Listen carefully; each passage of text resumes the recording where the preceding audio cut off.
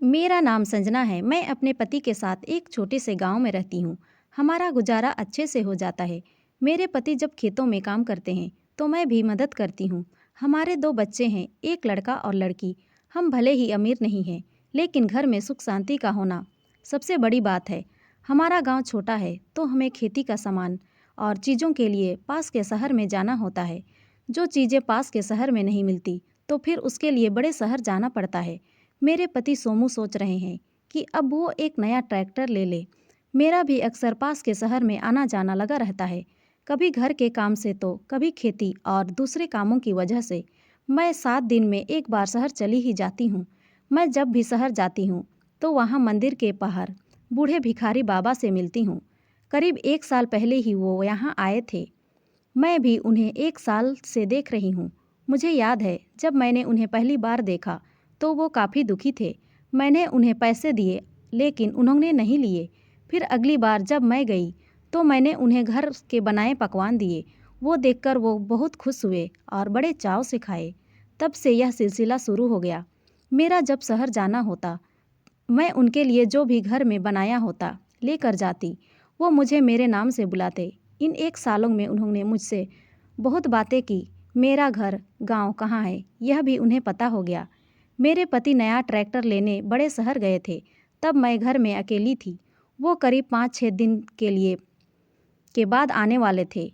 वो जिस दिन गए उसी शाम मुझे मेरे घर के बाहर वो बूढ़े बाबा दिखाई दिए। सारा दिन मैं खेतों पर थी, इसीलिए मुझे पता नहीं चला। जब मैं शाम को आई तो मेरे घर के सामने वाले पेड़ के नीचे बैठे थे। उन्हें यहाँ देखकर मुझे अचंभा हुआ, क्योंकि 1 साल में कभी वही वो नहीं आए थे। मैंने उनसे पूछा, बाबा आप यहाँ कैसे? वो बोले, मुझे तुमसे कुछ बात करनी है, इसीलिए आया हूँ। मैंने उस समय उनकी बात को हल्के में लिया और सबसे पहले उनके लिए कुछ खाने को घर से ले आई। हालांकि वो इतनी दूर से नहीं आए थे, लेकिन एक बुजुर्ग इंसान को थकावट ज़्यादा होती है। कुछ खाने के बाद वो फिर बोले कि तुम्हें मेरे साथ कहीं चलना होगा। मैंने पूछा, कहाँ? वो बोले, पास ही है, सुबह निकलेंगे तो शाम से पहले आ जाएंगे। तुम्हारे गांव से बस का साधन भी मिल जाएगा। मैंने बोला, आप कहाँ जाने की बात कर रहे हैं, बताइए। तो वो बोले कि मैं तुम्हें अभी नहीं बता सकता, बस तुम मेरे साथ चलो। मैंने कहा, मेरे पति नहीं हैं, वो बाहर गए हैं ट्रैक्टर लाने के लिए। वो बीच वो मुझे बीच में ही टोकते हुए कहते हैं, मुझे पता है, तुमने ही मुझे बताया था कि 5 से 6 दिन बाहर रहने वाले हैं, इसीलिए अभी आया हूँ। मुझे उनकी बात समझ नहीं आ रही थी। एक पल के लिए मुझे यह भी लग रहा था कि शायद इनकी उम्र की वजह से आज कुछ इस तरह की बातें कर रहे हैं। मैंने उनसे कहा कि ठीक है, आप अभी आराम कर ले, हम सुबह चलते हैं। वो घर के बाहर वहीं पेड़ के नीचे ही सो गए। मैंने उस समय उनकी बातों को ध्यान नहीं दिया। मैं सोच रही थी कि शायद वो सुबह होते ही मुझे दिखाई नहीं दे, वही शहर के मंदिर में वो वापस लौट जाए, लेकिन ऐसा नहीं हुआ। सुबह जल्दी ही वो मेरे घर का दरवाज़ा खटखटाने लगे। मैंने दरवाज़ा खोला। सुबह के 5 बज रहे थे। दरवाज़ा खोलते ही कहने लगे, चलो संजना, चलना नहीं है? अब मैंने उनसे पूछा, आप क्या बोल रहे हैं, कहाँ जाना है? आज आपको क्या हो गया है? हालांकि मैं उन्हें पिछले 1 साल से जानती थी, लेकिन आज वो कुछ बदली बदली बातें कर रहे थे। वो बोले कि तुम्हें मेरे साथ चलना होगा। मैंने पूछा, कहाँ जाना है, आप बताओ। मेरे पति नहीं हैं। वो बोले, ज़्यादा समय नहीं लगेगा, अभी 7 बजे निकलेंगे तो शाम 4 बजे तक वापस आ जाएंगे। मुझे एक पल के लिए कुछ अजीब लगा, लेकिन फिर मैं 1 साल से जानती थी, लेकिन उनके बारे में कुछ ज़्यादा नहीं जानती थी। इसीलिए मुझे उनके साथ जाने में थोड़ा संकोच ज़रूर हो रहा था, लेकिन मैं इतना ज़रूर जानती थी कि उन पे विश्वास किया जा सकता है। उनकी जिद को देखते हुए मैं उनके साथ जाने को तैयार हो गई। हमारे गांव से एक बस जाती थी। वो जहाँ जाना चाहते थे वो जगह करीब 50 किलोमीटर दूर थी। बस में बैठने के बाद हम करीब 11 बजे एक गांव पहुँचे। वहाँ उतरने के बाद उन्होंने कहा कि चलो मेरे पीछे आओ। ज़्यादा तेज़ वो चल नहीं पा रहे थे, लेकिन धीरे धीरे चलकर वो गांव के बाहर गए। करीब 1 घंटे से हम चले जा रहे थे। अब गांव के बाहर सुनसान जगह की ओर जा रहे थे। मैंने उन्हें कहा कि आप कहाँ ले जा रहे हैं? वो बोले कि थोड़ी देर और चलो, बस आने ही वाला है। उसके बाद भी करीब आधा घंटा चलने के बाद वो एक छोटी सी झोपड़ी में पहुँचे। बाहर से देखने पर जर्जर थी। उन्होंने उसका दरवाज़ा खोला, उसकी चाबी उनके पास थी। झोपड़ी में जाने के बाद वहाँ मुझे सिर्फ पत्थर दिखाई दिए। उन्होंने कहा, यह पत्थर हटाओ। मैंने हटाया और फिर उन्होंने वहाँ खोदना शुरू कर दिया। धीरे धीरे खोदने के बाद उन्होंने वहाँ से एक बड़ा संदूक निकाला, जिसकी चाबी भी उनके पास थी।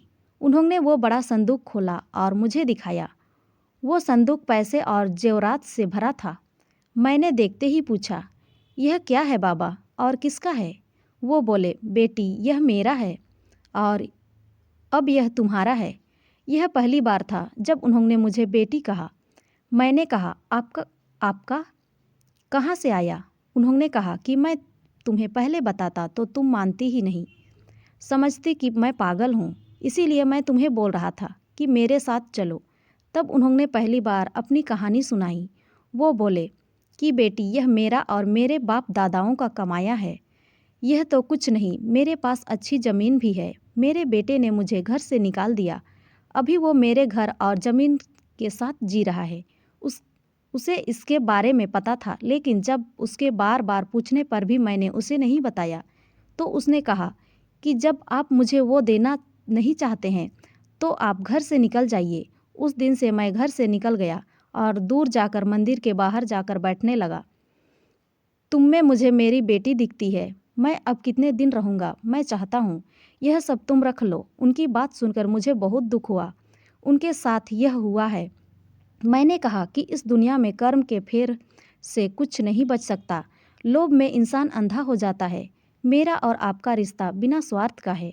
मैंने कभी आपसे कुछ नहीं चाहा और अब भी मैं इसे नहीं लूँगी। इस पर मेरा हक नहीं है। मेरी बात सुनकर उन्हें हैरानी हुई। हमें बस इतना अपना कर्म और कर्तव्य को निभाना चाहिए। आप अपना कर्तव्य निभाए। आप पिता हैं। आपका जो है वो अपने बेटे को दे। मैं इसे नहीं ले सकती। उनके कर्म उनके साथ होंगे, हमारे कर्म हमारे साथ। वो बोले कि बहुत पैसा है, इतना कि आसानी से जीवन निकल जाएगा। मैंने कहा कि पैसा तो आपका है, आपके पास ही था, आपका आसानी से निकला। क्यों आपको मंदिर के बाहर बैठना पड़ा और इसे यहाँ छुपा कर रखना पड़ा? जो पैसा आपके घर में शांति नहीं ला सका, वो मेरे साथ क्या करेगा? हम जो मेहनत से कमा रहे हैं उससे मेरा जीवन अभी शांति से चल रहा है। मुझे माफ़ करें तो मैं कहती हूँ, छोड़िए जिद और आप भी शांति से जिए। दे दे उन्हें पैसा। वो बोले कि बेटी मैंने सोचा कि आज मैं तुम्हें कुछ धन देकर तुम्हें खुश कर दूंगा, उल्टा तुमने मुझे ही कुछ सिखा दिया। जीती रहो बेटी। मेरी बातें सुनकर वो वहीं बैठ गए। उन्होंने कहा कि अब तुम चाहो तो जा सकती हो, मैं कुछ देर यहीं रहूँगा। मैं वहाँ से आ गई। मुझे बहुत शांति अनुभव हो रही थी। करीब 7 दिन बाद मेरा शहर फिर से जाना हुआ। मुझे बाबा वहीं बैठे दिखाई दिए। मुझे देखकर बहुत खुश हुए। पास गई तो बोले, मैं उन्हें वो पैसे दे आया। बहुत शांति का अनुभव कर रहा हूँ। धन उनके लिए महत्वपूर्ण था तो मेरे लिए भी तो था। वो लेने की जिद पर अड़े थे और मैं ना देने की। धन के भूखे तो हम दोनों ही थे। जब तुम इतनी युवा होकर इतना धन छोड़ सकती हो तो मेरे तो कुछ ही दिन बचे हैं। तुमने सच में मुझे शांति का अनुभव करा दिया। बाबा अब सच में खुश लग रहे थे। मुझे बहुत अच्छा लगा उन्हें ऐसा देखकर।